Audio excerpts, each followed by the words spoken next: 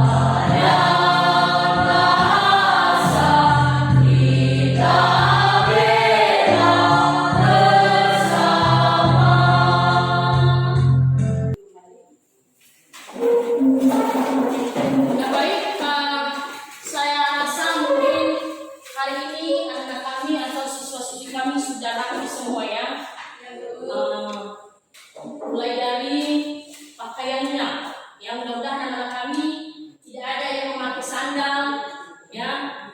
Dan harapan kita bersama, kita tetap mengikuti pelajaran ini dengan baik. Berikutnya, adik-adik kami semua harus tetap semangat, ya. Semangat belajar, jangan pernah bosan. Ya, itu harapan kami, Bapak Ibu guru. Ya, supaya anak kami itu semangat untuk belajar setiap hari, ya. Nah, jadi pada pagi hari ini untuk membuat kita lebih semangat lagi, kita akan membuat yel-yel SMK. Masih ingat kan? Masih. Yel SMK-nya ya. Oke. Kalau saya nanti sebut SMK, langsung dijawab, ya. Oke. SMK bisa. SMK bisa. SMK bisa. Nah, baik, selanjutnya mungkin pada pertemuan minggu yang lalu masih ada lagi yang mengingat, ya, atau anak-anak kami masih mengingat tentang pembelajaran yang telah kita bahas pada minggu yang lalu. Adakah di antara anak-anak kami yang masih mengingatnya? Oke, silakan berdiri. Analisis unsur-unsur pembangun cerpen. Oke. Berkaitan dengan pembahasan kita minggu yang lalu, yaitu menganalisis unsur-unsur pembangun cerpen. Yang menjadi topik pembahasan kita pada hari ini, ya, atau kompetensi dasar kita, yaitu mengonstruksi sebuah cerita pendek dengan memerhatikan unsur-unsur pembangun cerpen. Berikutnya yang menjadi tujuan pembelajarannya. Ini dia. Yang pertama, siswa mampu menyusun, ya. Siswa mampu menyusun teks cerpen. Yang kedua adalah siswa mampu mempresentasikan di depan kelas, ya. Jadi itu adalah tujuan pembelajaran yang kita bahas pada hari ini. Oke, baik. Berkaitan dengan pembahasan kita minggu yang lalu, ya, kita akan mengulas kembali tentang materi menganalisis unsur-unsur pembangun teks cerpen. Di sini akan saya tampilkan video tentang pembahasan unsur-unsur pembangun cerpen. Silakan anak-anak kami lihat dan diamati dan disimak, ya, supaya kita bisa mengingat kembali.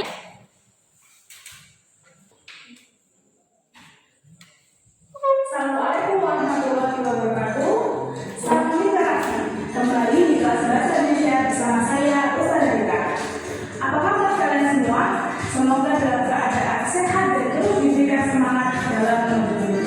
Nah, sebenarnya apa itu cerpen? Dalam Kamus Besar Besar Bahasa Indonesia yang kelima, cerita pendek adalah kisahan pendek yang memberikan kesan tunggal yang dominan dan membesarkan diri pada satu tokoh dalam satu situasi. Mengapa disebut dengan pendek? Karena pertama, kurang dari 10.000 kata. Kedua, beralur tunggal atau lurus. Ketiga, tokoh tidak mengalami perubahan nasib. Keempat, dapat selesai dibaca sekali dulu. Kelima, memuat cerita kehidupan sehari-hari. Selanjutnya, ada 5 nilai yang biasa dimuat dalam cerpen. Nilai moral, nilai sosial, nilai agama, nilai budaya, dan nilai pendidikan. Berikutnya, kita akan memasuki unsur-unsur pembangun cerpen. Unsur-unsur pembangun cerpen dibagi menjadi dua, yaitu unsur intrinsik dan unsur ekstrinsik. Unsur-unsur intrinsik cerpen meliputi tema, tokoh dan tokohan, alur, latar, sudut pandang, gaya bahasa dan ungkapan, serta amanat. Unsur-unsur ekstrinsik cerpen meliputi latar belakang penulis, latar belakang masyarakat penulis, dan nilai-nilai atau pandangan hidup penulis. Anak-anak, dalam cerpen sang pengajar terdapat beberapa warna. Warna biru menunjukkan tokoh, warna merah muda menunjukkan penokohan, warna jingga menunjukkan latar tempat, warna kuning menunjukkan sudut pandang tokoh, dan yang terakhir warna hijau menunjukkan latar waktu. Nah, demikian penjelasan Ustazah mengenai analisis unsur-unsur pembangun cerpen. Semoga ilmu yang telah kita pelajari dapat bermanfaat bagi kehidupan kita. Saksikan terus video pembelajaran di YouTube Ausenjati. Tetap semangat dan jaga kesehatan ya. Salam literasi. Wassalamualaikum warahmatullahi wabarakatuh. Nah baik, dari video yang telah dijelaskan tentang unsur-unsur pembangun daripada cerpen, ya. Mungkin adik-adik kami semua telah melihat dan menyaksikan sendiri tentang penjelasan unsur-unsur cerpen tersebut. Nah, dari video itu, apakah anak kami sudah bisa menangkap? Sudah. Apa saja yang ada dalam video tadi? Yang sudah bisa menangkap, menyimak, silakan. Coba berdiri.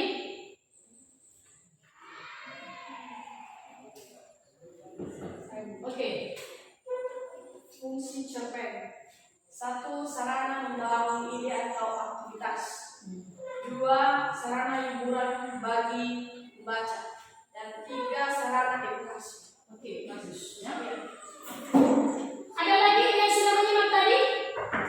Oke, silakan.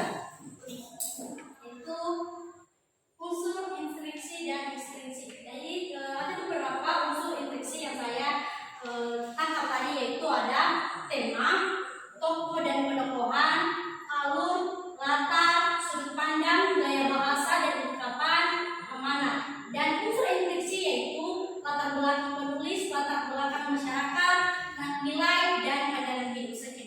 Oke, bagus ya. Selain itu, ada lagi yang sudah menangkap? Oh, silakan.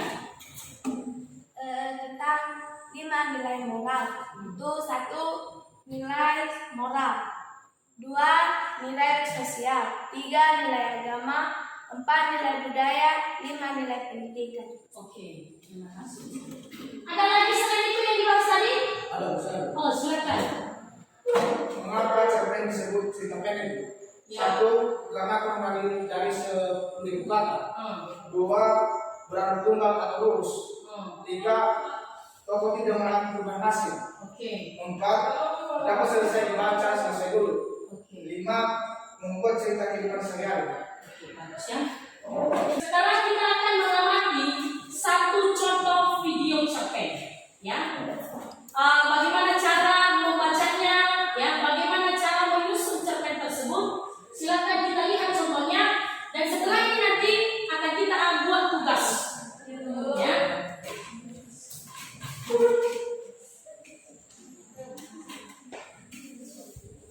Mohon kepada anak kami diamati secara bersama, disimak.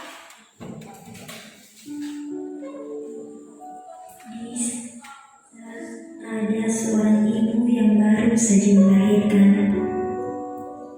Setelah melahirkan, ibu itu ingin melihat keadaan bayinya.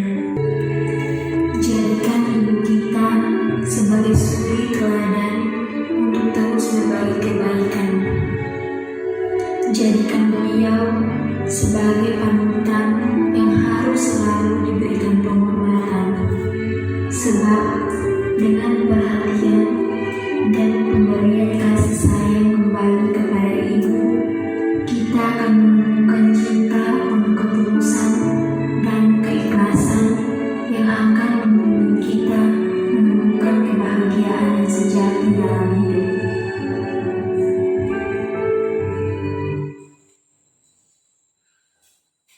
Nah baik, bagaimana sudah diamati kan? Sudah. Berkaitan juga dengan pembahasan kita hari ini, yaitu tadi kita sudah bahas tentang unsur pembangun cerpen. Ya. Untuk itu saya akan memberikan tugas kepada anak kami untuk menyusun satu contoh cerpen. Ya, menyusun satu contoh cerpen. Jadi di sini saya sudah sediakan kertas yang berwarna, ya. Kertas yang berwarna ini, ya, sengaja saya beli supaya tulisan anak-anak kami itu nanti lebih menarik lagi, ya, lebih menarik. Dan setelah nanti sudah dipresentasikan nanti ke depan, lalu kita tempel di tempat yang sudah disediakan, ya. Ini ya, di sini nanti kita tempel secara bersama-sama. Saya akan langsung membagi kertasnya. Silakan dituliskan di sini atau disusun satu cerpen, ya.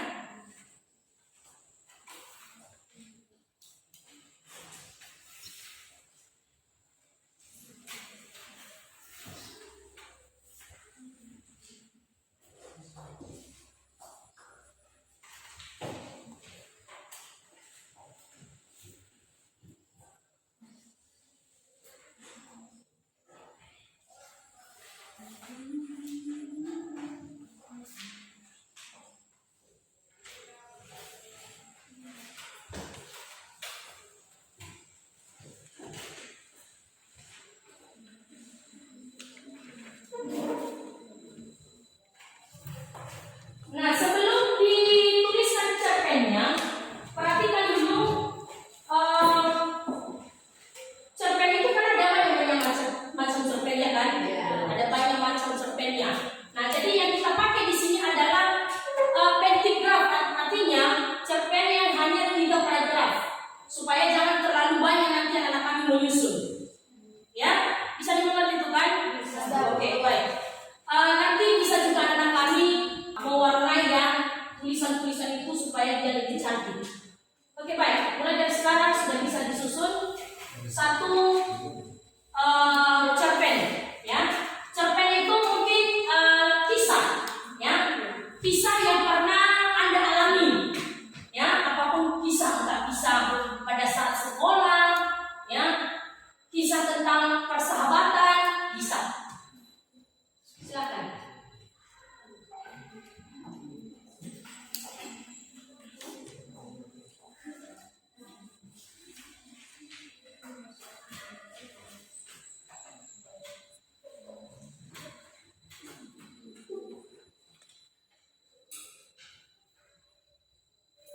Jangan ada yang sama ya, cerpennya harus berbeda.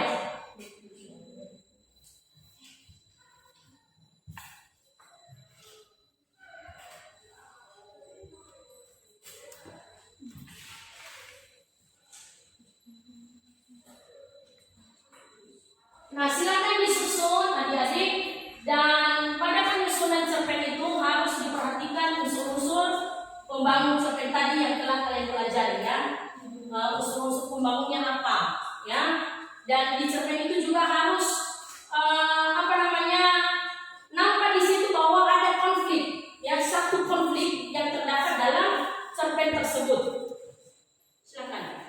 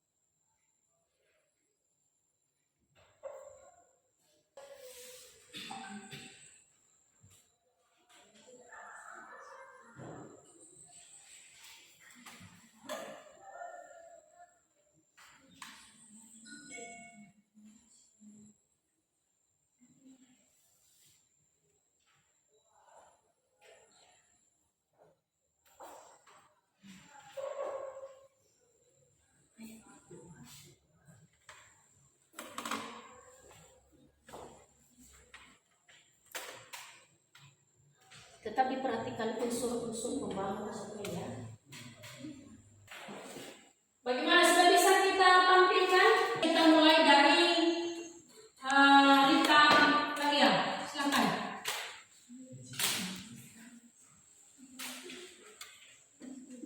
Di depan di sini.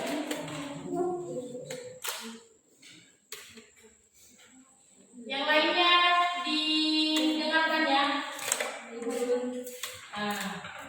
Didengarkan cerpen apa yang akan ditulis oleh Rita Maria teman Anda. Oke, baik silakan. Baik teman-teman, mohon perhatiannya. Terima kasih atas kesempatan yang diberikan kepada saya untuk membacakan cerita pendek yang saya buat. Izinkan saya untuk membacakannya. Jadi judul cerpen saya itu Persahabatan. Di suatu siang yang cerah, terdapat dua orang gadis yang bernama Widar dan Ria yang sedang mengerjakan tugas sekolah di rumahnya Widar. Mereka berdua mengerjakan tugas sekolah dengan serius dan suasananya pun menjadi sangat hening. Lalu datanglah teman Widar yang bernama Monika di depan rumahnya. Akan tetapi Widar sendiri seakan tak memperhatikan kehadiran Monika tersebut. Kamu bahkan tipe sahabat yang baik di luar saja, tetapi di dalamnya busuk. Dalam hubungan pertemanan, aku tak memerlukan penampilan luar dari seseorang yang jelas Widar panjang lebar kepada Rian. Jadi sekian dari cerita pendek saya. Seterusnya Motilina. Silakan Mas Motilina.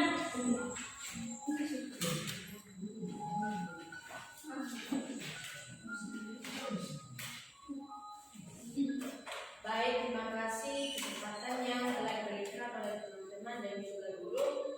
Baik, langsung saja akan saya bacakan cerpen saya yang berjudul Kucing Lucu Bernama Baby. Aku punya kucing lucu dan manis, namanya Baby. Dia berwarna putih dengan corak abu-abu. Baby adalah kucing yang lucu. Aku sangat beruntung memiliki dia sebagai teman. Aku berharap dia bisa hidup lama dan sehat selalu. Sekian dari cerita saya, karya dari Monika Herima. Sekarang Destifan. Bisa Destifan? Udah siap? Oh, silakan. Jangan lupa disebut karya siapa ya.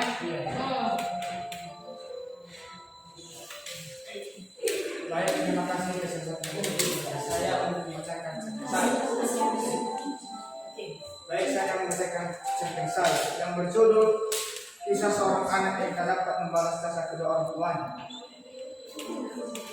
Di suatu desa hiduplah sebuah keluarga yang mempunyai seorang anak laki-laki dan anak laki-laki berumur 17 tahun. Dan anak laki-laki ini sangat rajin dalam membantu kedua orang tuanya. Hingga suatu hari ia duduk di depan rumah mengamak bahwa jasa kedua orang tua tidak dapat dibalaskan oleh anaknya kecuali engkau memberikan doa kepada orang tuamu. Ayahku adalah rajaku dan ibuku adalah ratuku. Sekian. Siapa lagi? Oke, si Rio. Rio silakan maju Rio. Di sini ya.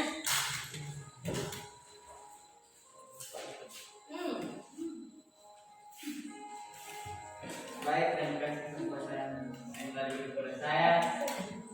Judul meskipun saya adalah liburan bersama saudara. Saya sangat senang saat saya tahu akan pergi ke Bandung bersama saudara untuk berlibur. Selama kami tidak bertemu karena tinggal di kota yang berbeda. Saya berharap untuk berlibur dengan mereka di masa depan. Karya Satria Unggul. Selanjutnya, Monica. Widan Manis. Silakan di depan Widan.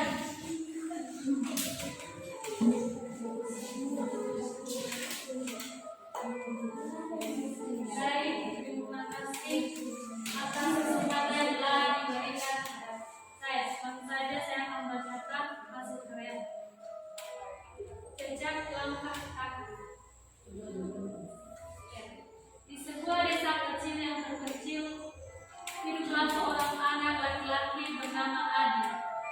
Adi adalah seorang anak yatim piatu yang tinggal bersama neneknya bagi warga desa. Saat pekerjaan mereka selesai, warga desa berkumpul dan merayakan keberhasilan mereka.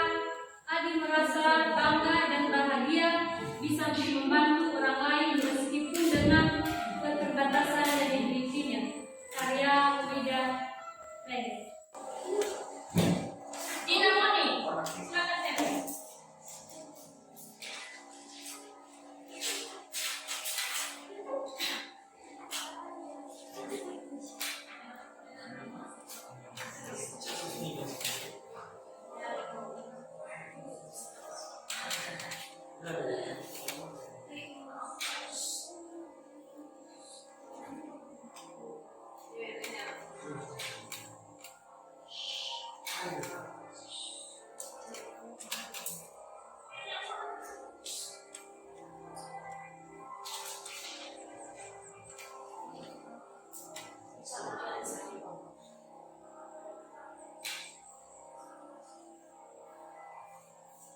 Dari beberapa yang sudah tampil tadi, saya tanya sama kalian, siapa yang lebih bagus cerpennya?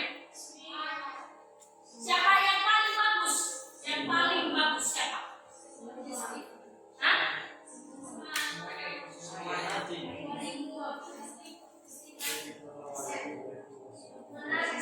Berarti semuanya menarik ya? Iya. Oke, baik, tepuk dulu tangan buat kita.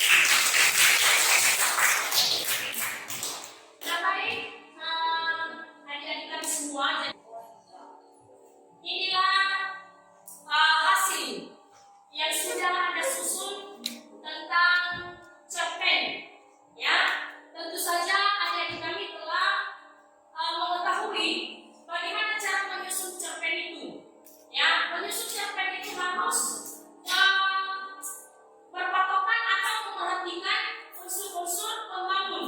Ya, unsur-unsur pembangun. Baik itu tadi dari temanya, nilai-nilai yang terkandung di dalam cerpen itu. Terus ada unsur intrinsik dan unsur ekstrinsik. Baik, kepada adik-adik kami, saya lihat tadi karya kalian sudah bagus-bagus. Ya, tidak ada yang tidak bagus, semuanya bagus sekali. Ya, dan perlu saya jempol kepada kakak kami karena sudah mampu membuat satu cerpen. Jadi dari hasil presentasi anak-anak kami, mungkin ada banyak yang nilainya menurut saya ini sudah bagus semua ya. Ya, jadi ada beberapa yang masih kekurangan. Ya, yang masih kekurangan. Jadi bagi siswa yang masih kurang nanti akan kita memberikan istilahnya remedial pada minggu-minggu berikutnya. Contohnya kita mengulang materi yang sudah pernah kita pelajari. Ya, kita berikan soal remedial. Dan bagi siswa yang sudah mencapai KKM-nya atau bisa kita katakan dia sudah nilainya sudah bagus, maka akan saya berikan juga soal-soal pengayaan. Ya, soal-soal pengayaan ya, supaya anak-anak itu